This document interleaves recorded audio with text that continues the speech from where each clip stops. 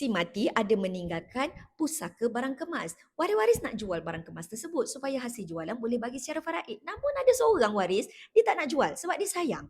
Jadi sekarang ini macam mana nak uruskan barang kemas pusaka ini? Baik apa-apa sekalipun, mulakan dahulu dengan bawa semua barang kemas ini, pergi timbang, pergi nilaikan barang kemas tersebut. Kalau ada 10, timbanglah setiap satu. Nilaikan setiap barang kemas ini.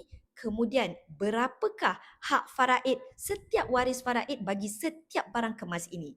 Kemudian barulah kita boleh bercerita tentang pembahagian pusaka ini. Pilihan pertama adalah dengan bermuafakat. Mungkin ada dalam kalangan waris ni dia nak bertakharus. Oh, aku tak nak barang kemas yang ini, aku nak barang kemas yang ini. Jadi yang barang kemas yang ini aku nak lepaskan hak.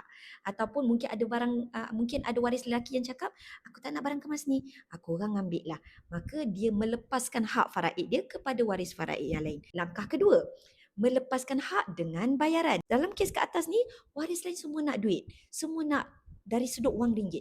Tetapi seorang je tak nak barang kemas tersebut dijual. Jadi apa yang waris yang tak nak barang kemas tu dijual boleh buat?